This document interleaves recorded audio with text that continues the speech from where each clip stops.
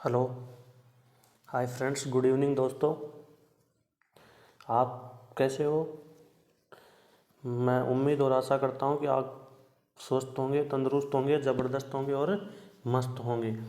आप सभी साथियों का आपके अपने यूट्यूब चैनल LLMS क्लासेज पर हार्दिक स्वागत करता हूँ। ठीक है ना? सभी आइए और सभी दोस्तों को, सभी साथी दोस्तों को शेयर कीजिए जल्दी जल्दी फटाफट। आ गए सब? तो देखिए दोस्तों, अपन बिना टाइम लिए बिना अपने टॉपिक की तरफ चलते हैं। कल अपन ने क्या पढ़ा था? व्युत्पन्न मात्रक पढ़ा थे। व्युत्पन्न मात्रक पढ़ा था और व्युत्पन्न मात्रक निकालना सीखे थे और व्युत्पन्न मात्रकों की विमा निकालना सीखे थे। व्युत्पन्न मात्रक जो मूल मात्रकों से मिलकर बने होते हैं उन्हें व्युत्पन्न मात्रक कहते हैं और उनकी विमा निकालना सीखे थे। विमा तीन मात्रकों पर निर्भर करती है, लंबाई, द्रव्यमान और समय पर, LMT पर। ठीक है ना? और आपको ये बताया था कि किस किस की विमा और मात्रक समान होता है और कौन मात्रक विमाहीन होता है और कौन मात्रक हीन होती है राशि। ठीक है ना? अब आगे है, अपनी स्लाइड दिख रही है आपको कि लंबाई के प्रयोगात्मक मात्रक। आज का टॉपिक शुरुआत में करते हैं कि लंबाई के प्रयोगात्मक मात्रक, प्रैक्टिकल यूनिट ऑफ लेंथ। लंबाई के प्रयोगात्मक मात्रक पहला क्या है? फर्मी। फर्मी या फैक्टो। फर्मी या फैक्टो, तो इसको क्या लिखते हैं दोस्तों? 10⁻⁻15 मीटर। फर्मी या फैक्टो को क्या लिखते हैं दोस्तों? 10⁻⁻15 मीटर। पिको को क्या लिखते हैं? 10⁻12 मीटर। 10⁻12 मीटर। तरंगदैर्घ्य, तरंगदैर्घ्य का मात्रक होता है एंगस्ट्रम। तरंगदैर्घ्य का मात्रक क्या होता है? ये एंगस्ट्रम होता है और इसको क्या लिखा जाता है? 10⁻10 मीटर। 10⁻10 मीटर। नैनोमीटर को क्या लिखा जाता है दोस्तों? 10⁻9 मीटर। माइक्रोमीटर को क्या लिखा जाता है? 10⁻6 मीटर। या इसको क्या लिखा जाता है? 0.001 mm, मिलीमीटर। और ये बहुत इंपॉर्टेंट होता है। माइक्रोमीटर क्या होता है? बहुत इंपॉर्टेंट होता है, ये पूछा जाता है। ठीक है ना? फर्मी क्या होगा? फैक्टो या फर्मी 10⁻15 मीटर। Picometre 10⁻12 metre. तरंगदैर्घ्य 10⁻10 मीटर। नैनोमीटर को क्या लिखते हैं? 10⁻9 मीटर। माइक्रोमीटर को क्या लिखा जाता है? 10⁻6 मीटर या 0.001 मिलीमीटर। ठीक है, आगे चलते हैं। आगे है दोस्तों एक प्रकाश वर्ष। प्रकाश वर्ष, एक प्रकाश वर्ष,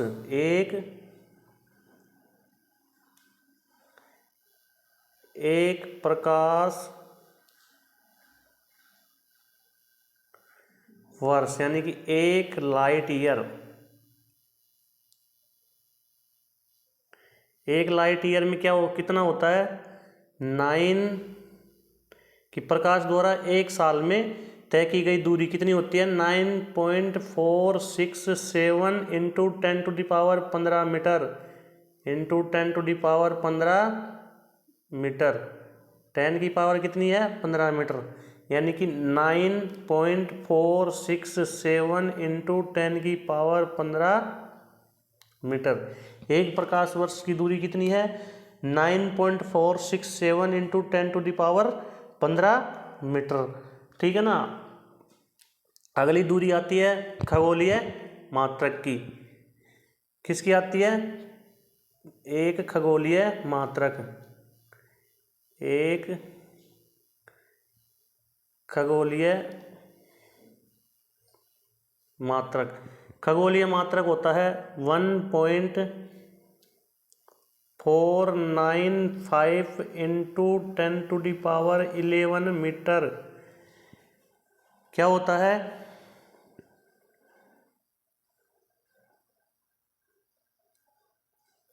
खगोलीय मात्रक क्या होता है दोस्तों? 1.495 इंटू 10⁻11 मीटर। या फिर इसको ये भी लिखा जा सकता है क्या? 1.5 इंटू 10⁻11 मीटर। एक खगोलीय मात्रक में क्या होता है, कितनी दूरी होती है, 1.495 इंटू 10⁻11 मीटर, ठीक है ना। और प्रकाश वर्ष में कितनी होती है, 9.467 इंटू 10⁻15, ठीक है। आगे है पारसेक। एक पारसेक, एक पारसेक दूरी की सबसे बड़ी इकाई होती है, दूरी मापने की सबसे बड़ी इकाई होती है ये। तो एक पारसेक बराबर क्या होता है, 3.083 इंटू 10⁻16 मीटर। 3.083 into 10⁻16 metre. इसी को क्या लिखते हैं, ये 3.26 प्रकाश वर्ष।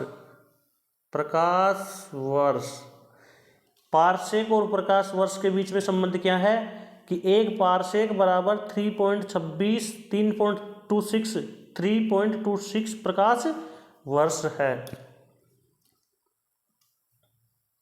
ठीक है ना। एक पारसेक बराबर 3.083 इंटू 10⁻16 मीटर या 3.26 प्रकाश वर्ष कहते हैं। अगली स्लाइड में चलते हैं दोस्तों। अगली स्लाइड में चलते हैं तो अपना टॉपिक आता है कि खगोलीय दूरियों का मापन।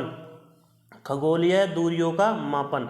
तो खगोलीय दूरी क्या होती है, पहली बात तो आप ये समझिए कि खगोलीय दूरी क्या होती है। तो खगोलीय दूरी क्या होती है, खगोलीय दूरी क्या होती है कि पृथ्वी और सूर्य के बीच की दूरी को ही क्या कहते हैं, खगोलीय दूरी कहते हैं। पृथ्वी और सूर्य के बीच की जो दूरी होती है उसको क्या कहते हैं, खगोलीय दूरी कहते हैं। अब खगोलीय दूरी भी 3 प्रकार से नापी जाती है ना, कि 3 प्रकार से नापी जाती है। एक पहला आता है प्रकाश वर्ष, दूसरा आता है पारसेक और एक आता है खगोलीय मात्रक, ठीक है। तो प्रकाश वर्ष टॉपिक बना के लिखिए प्रकाश वर्ष के बारे में। तो प्रकाश वर्ष देखिए क्या है, प्रकाश द्वारा निर्वात में एक वर्ष में तय की गई कुल दूरी क्या कहलाती है, प्रकाश वर्ष कहलाती है। और ये हमेशा ध्यान रखें, याद रखें कि प्रकाश वर्ष किसका मात्रक है दोस्तों, दूरी का, ना कि समय का। समय का नहीं है, प्रकाश वर्ष किसका मात्रक है दोस्तों, दूरी का मात्रक है। तो एक प्रकाश वर्ष क्या कहलाती है, प्रकाश द्वारा निर्वात यानी वायु में, निर्वात यानी वायु में कोई माध्यम नहीं होना चाहिए। तो प्रकाश द्वारा निर्वात में एक वर्ष में तय की गई कुल दूरी क्या कहलाती है, प्रकाश वर्ष कहलाती है। तो एक प्रकाश वर्ष बराबर क्या होता है, अभी मैंने आपको लिखाया है कि 9.467 इंटू 10⁻15 मीटर, 15 मीटर। 9.467 इंटू 10⁻15 मीटर क्या होता है, एक प्रकाश वर्ष होता है। प्रकाश वर्ष क्या होती है, प्रकाश द्वारा निर्वात में एक वर्ष में तय की गई कुल दूरी। प्रकाश द्वारा निर्वात में एक वर्ष में तय की गई दूरी क्या कहलाती है, प्रकाश वर्ष कहलाती है। और एक प्रकाश वर्ष बराबर क्या होती है, 9.467 इंटू 10⁻15 मीटर होती है, ठीक है। प्रकाश वर्ष किसका मात्रक है दोस्तों, दूरी का मात्रक है। अब आते हैं पारसेक। पारसेक क्या है कि ये दूरी मापने की सबसे बड़ी इकाई है। दूरी मापने की सबसे बड़ी इकाई क्या है, पारसेक है। दूरी मापने की सबसे बड़ी इकाई पारसेक है। और एक पारसेक बराबर कितना होता है, एक पारसेक बराबर कितना होता है, 1.495 इंटू 10⁻11 16 मीटर। कितना, 16 मीटर। 1.495 into 10⁻16 metre. ये तो सॉरी खगोलीय मात्रा का होता है ना। एक पारसेक बराबर क्या होता है, 3.083 इंटू 10⁻16 मीटर, ये होता है पारसेक का। एक पारसेक बराबर 3.083 इंटू 10⁻16 मीटर होता है। पारसेक दूरी मापने की सबसे बड़ी इकाई होती है। ठीक है। दूरी मापने की सबसे बड़ी इकाई कौन सी है? पारसेक। और एक पारसेक बराबर क्या होता है? 3.083 इंटू 10 की पावर 16 मीटर। 3.083 इंटू 10 की पावर 16 मीटर होता है। और इसी को क्या लिखते हैं? 3.26 प्रकाश वर्ष। इसी को क्या लिखते हैं? 3.26 प्रकाश वर्ष। क्या लिखते हैं इसी को? प्रकाश वर्ष लिखते हैं। एक पारसेक बराबर क्या होता है? 3.26 प्रकाश वर्ष होता है। और जो खगोलीय दूरी है वो विशेष रूप से किस में मापी जाती है? विशेष रूप से यानी कि अनुचित रूप से किससे मापी जाती है? प्रकाश वर्ष से ही मापी जाती है। पारसेक और प्रकाश वर्ष में संबंध देख लो। एक पारसेक बराबर 3.26 प्रकाश वर्ष। एक पारसेक बराबर 3.26 प्रकाश वर्ष। प्रकाश वर्ष किसका मात्रक है? दूरी का मात्रक है। दूरी का। प्रकाश वर्ष किसका मात्रक है? प्रकाश वर्ष दूरी का मात्रक है। और अनौपचारिक रूप से खगोलीय दूरी को व्यक्त किस में किया जाता है? अनौपचारिक रूप से। औपचारिक रूप से तो नहीं, अनौपचारिक रूप से खगोलीय दूरियों को प्रकाश वर्ष से ही निरूपित किया जाता है। ठीक है, आगे चलते हैं। आगे दोस्तों देखिए सार्थक अंक। आगे क्या है? सार्थक अंक।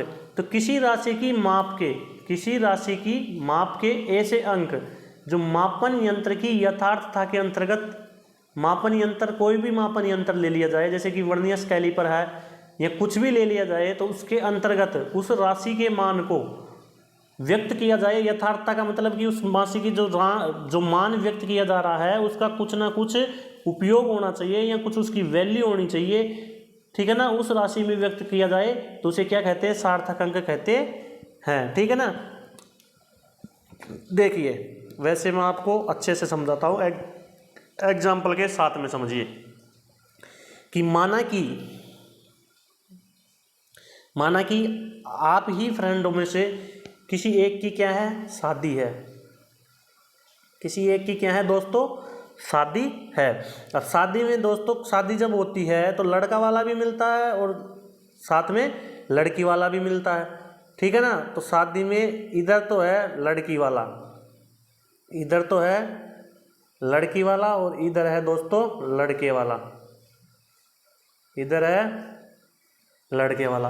तो माय डियर फ्रेंड्स, एक बात बताइए, जब शादी होती है सब कुछ होता है, जब क्या आती है? बारात आती है। किसके घर आती है? लड़की वाले के घर आती है। लड़का वाला लेकर आता है, लड़का लेकर आता है लड़की के घर। ठीक है ना। तो भैया लड़की वालों को उनको खाना खिलाना पड़ता है, सब कुछ व्यवस्था करनी पड़ती है। ठीक है। तो लड़की वाले लड़के वाले से पूछेंगे कि बताइए समधी, मतलब लड़के के पिताजी से पूछेंगे, लड़के के पिताजी से लड़की के पिताजी पूछेंगे, लड़की का पिताजी लड़के के पिताजी से पूछेंगे कि समधी जी बताइए कितनी बारात लेकर आओगे आप, बताइए कितनी बारात लेकर आओगे। तो लड़के का पापा कहता है कि लगभग 400, लगभग 400 कि कन्फर्म बताइए कि हाँ 400, लेकिन ये एक बात बोलते हैं कि 300 से कम नहीं होगी और 500 से अधिक नहीं होगी, यानी कि 300 से कम नहीं होगी और 500 से अधिक नहीं होगी, लेकिन 400 के लगभग होगी। ठीक है, ठीक है भैया जी। तो लड़की वाले ने व्यवस्था उसी हिसाब से की, मतलब अब लड़की वाला कितने तक की व्यवस्था करेगा? 500 तक की व्यवस्था करेगा। ठीक है ना, 500 तक की व्यवस्था करेगा। लेकिन लड़की वाला भी बड़ा चालाक आदमी था, उसको पता तो चलना चाहिए ना कि भाई कितनी आई थी। तो भैया जिस दिन बारात आई उसने व्यवस्था तो 500 की कर ली, लेकिन जिस दिन बारात आई तो अपने इस गार्डन के अंदर गेट पे एक अपना आदमी बैठा दिया गया, एक अपना चौकीदार लगा दिया गया और सभी बारातियों को इस चौकीदार के द्वारा टोकन दिलवाए गए। ठीक है, क्या दिलवाए गए? टोकन दिलवाए गए। तो जब बारात भोज खा के निकल गई, खाना पीना खा के निकल गई, तो लड़की वाला जाता है और किससे पूछता है? इस टोकन देने वाले व्यक्ति से पूछता है कि बताइए कितने आदमी थे, बताइए कितने बारात के आदमी थे।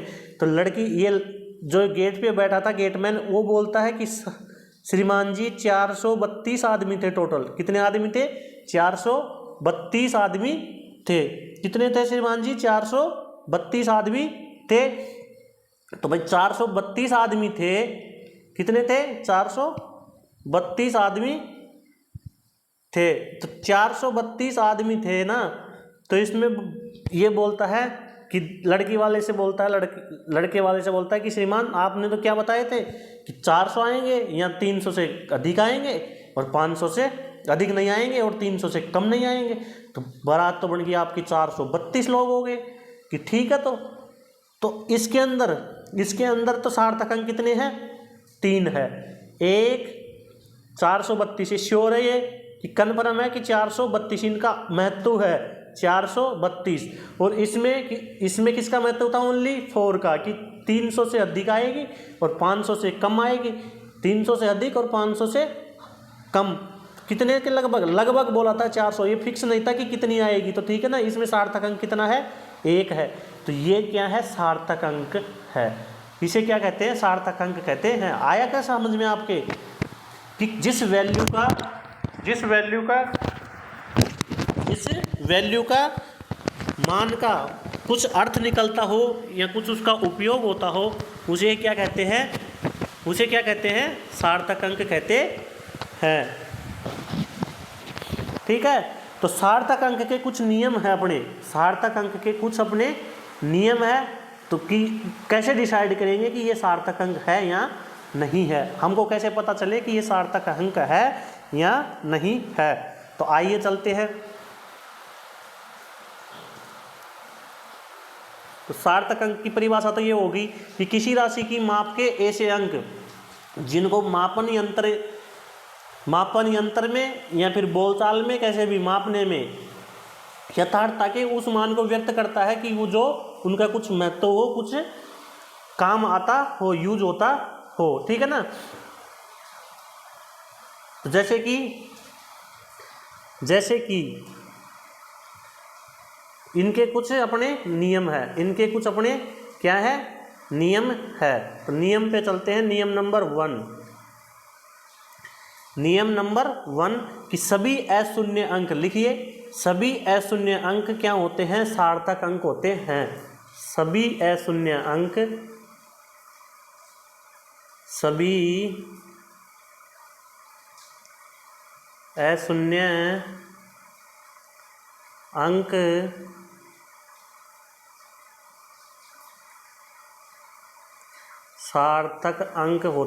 सार्थक अंक होते हैं।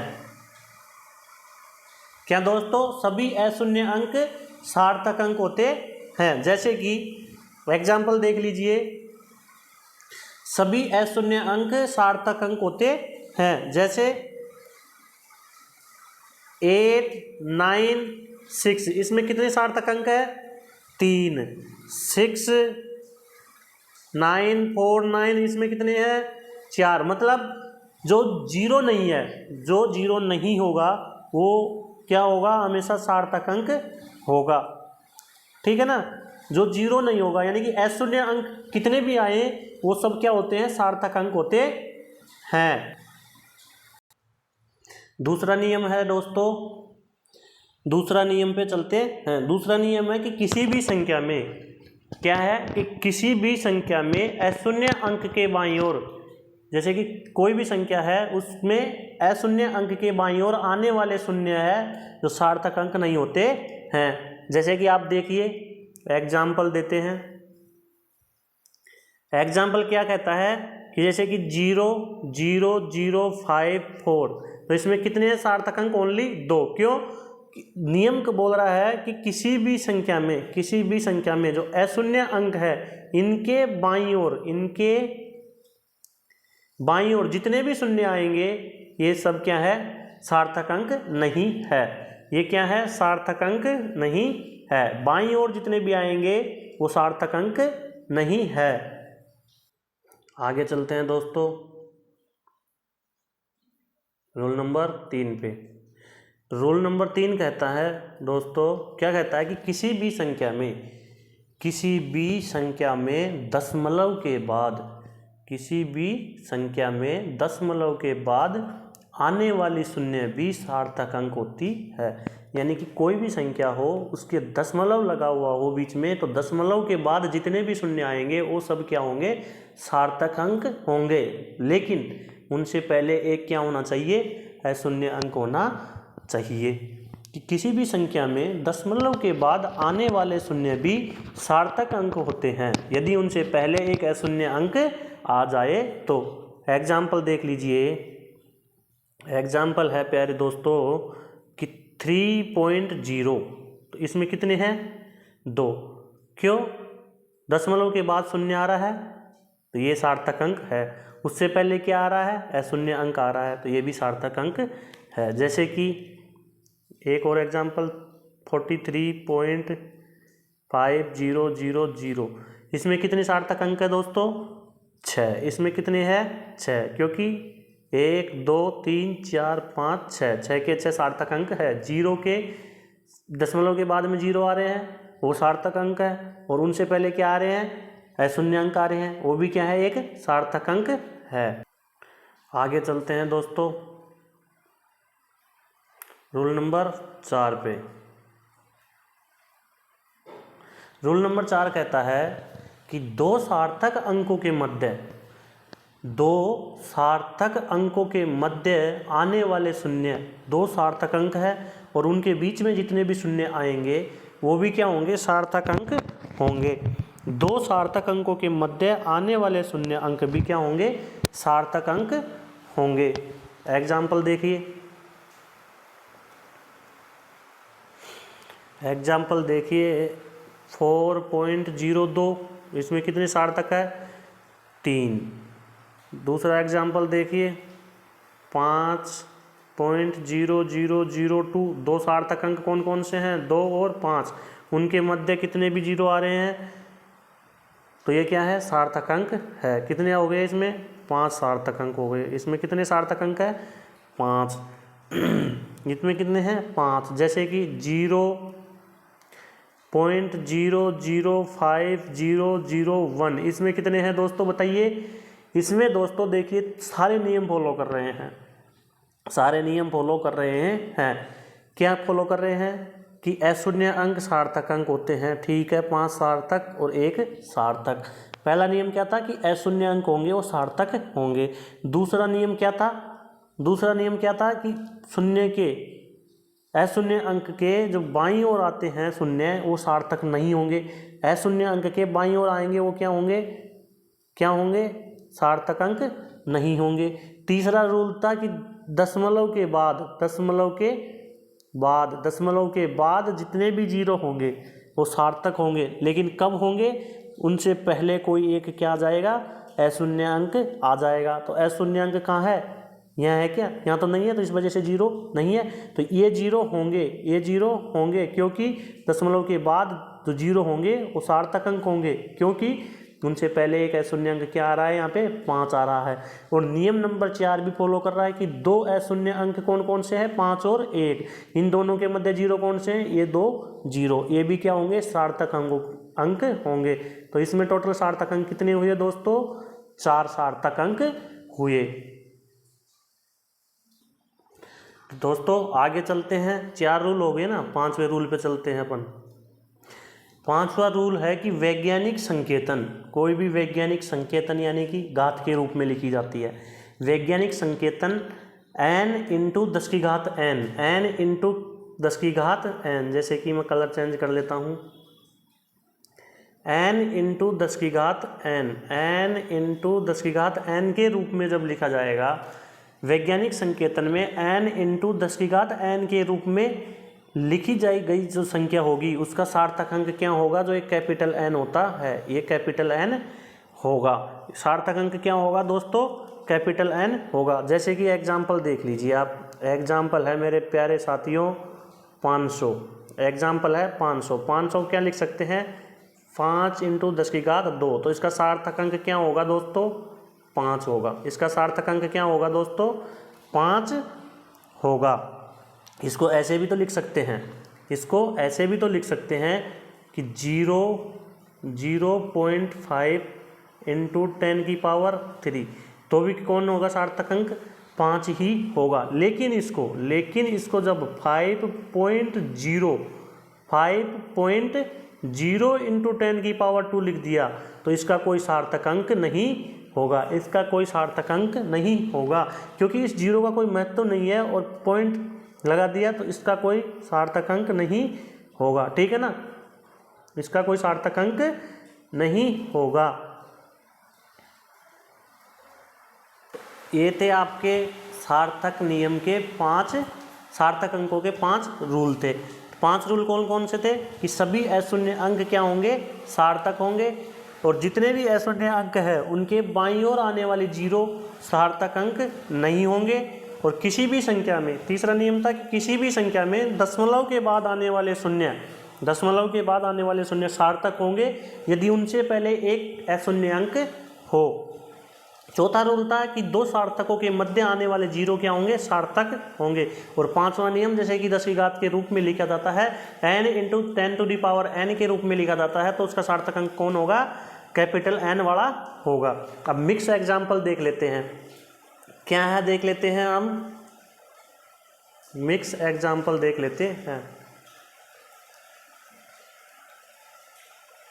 मिक्स एग्जाम्पल देखिए दोस्तों, बिहार में बारिश हो रही है बहुत तेज, 2 दिन हो गए बारिश होते हुए यहाँ पे।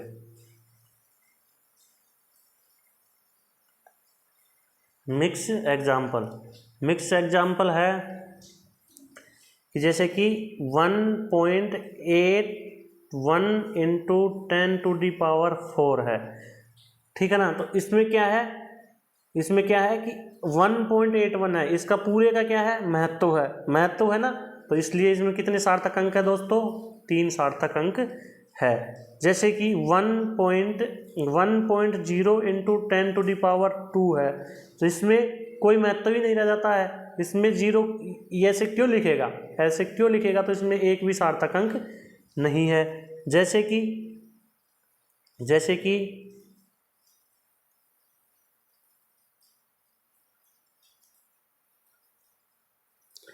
इसमें कितने सार्थक अंक है? 3 है ना। और जैसे कि 3.800 में कितने हैं? 4 है। दशमलव के बाद आने वाले जीरो सार्थक अंक है, उनसे पहले क्या होना चाहिए? एक अशून्यांक होना चाहिए। ठीक है ना, 0.04050, इसमें कितने हैं? दशमलव के बाद आने वाले अंक सार्थक होंगे लेकिन उनसे पहले एक अशून्य होना चाहिए, तो ये नहीं है। ठीक है ना, ये नहीं है, ये चारों है। 0.00005, इसमें कितना है? ओनली 1, क्योंकि जीरो तो है दशमलव के बाद में लेकिन उनसे पहले एक अशून्य अंक नहीं है। ऐसे ही चलते हैं दोस्तों कि 0.500000, इसमें कितने हैं? 7 है। क्यों है? क्योंकि जो दशमलव के बाद में जीरो आ रहे हैं वो सभी सार्थक अंक है, वो सभी क्या है? सार्थक अंक है, उनसे पहले क्या आ गया? एक अशून्य अंक आ गया। ठीक है, उनसे पहले क्या आ गया? एक अशून्य अंक आ गया। और जैसे कि एक एग्जांपल ले लेते हैं, 0.00054, इसमें कितने हैं? ओनली 2। क्यों? क्योंकि बाईं ओर कितने शून्य है वो क्या होते हैं? सार्थक अंक नहीं होते हैं। ठीक है, और एक पॉइंट ले लेते हैं, जैसे कि 2.495 इंटू 10 टू दी पावर 4, तो इसमें कितने सार्थक अंक हो जाएंगे? 4 सार्थक अंक हो जाएंगे, ये चारों। ठीक है फ्रेंड्स,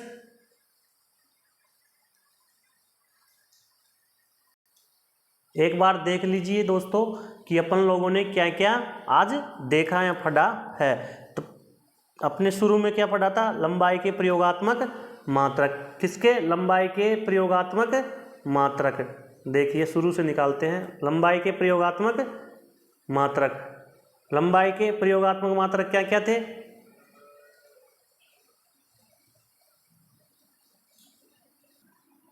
लंबाई के प्रयोगात्मक मात्रक क्या कहते हैं? फर्मी को क्या बोलते हैं? 10 की घात 15 मीटर। पिकोमीटर को क्या बोलते हैं, फर्मी को क्या बोलते हैं, 10⁻⁻15 मीटर। फर्मी को क्या बोलते हैं, 10⁻⁻15 मीटर। पिकोमीटर को क्या बोलते हैं, 10⁻12 मीटर। एंगस्ट्रम को क्या बोलते हैं, 10⁻10 मीटर। किसको, एंगस्ट्रम को, तरंग दैर्घ्य को, ठीक है ना। माइक्रोमीटर को क्या बोलते हैं, 0.001 mm या 10⁻6 मीटर। नैनोमीटर को 10⁻9 मीटर।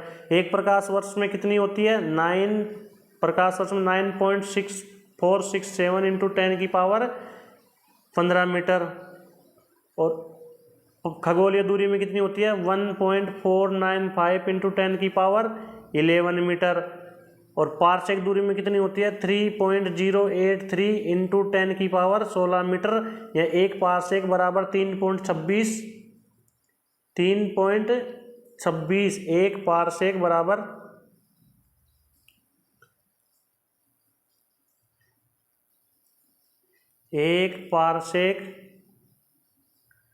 बराबर 3.26 प्रकाश वर्ष। प्रकाश वर्ष किसका मात्रक है, दूरी का मात्रक है।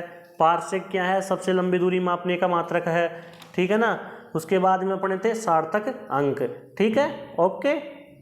तो आज के लिए इतना ही। लाइट भी नहीं आ रही है यहाँ पे और बारिश हो रही है 2 दिन से लगातार। चलो, thank you, love you, take care, bye bye. और दोस्तों, सभी दोस्त वीडियो को, चैनल इसको दबा कर शेयर कीजिए और सभी दोस्तों के साथ में, सभी जो तैयारी कर रहे हैं उनके साथ शेयर कीजिए और सभी सब्सक्राइबर कीजिए। आपको ऐसे ही बेहतरीन क्लासेज रोज़ मिलती रहेगी। और भी जैसे जैसे आगे आगे चलते जाएंगे वैसे वैसे कुछ कुछ अपडेशन आते जाएंगे, ठीक है ना दोस्तों। Thank you, love you, take care, bye bye.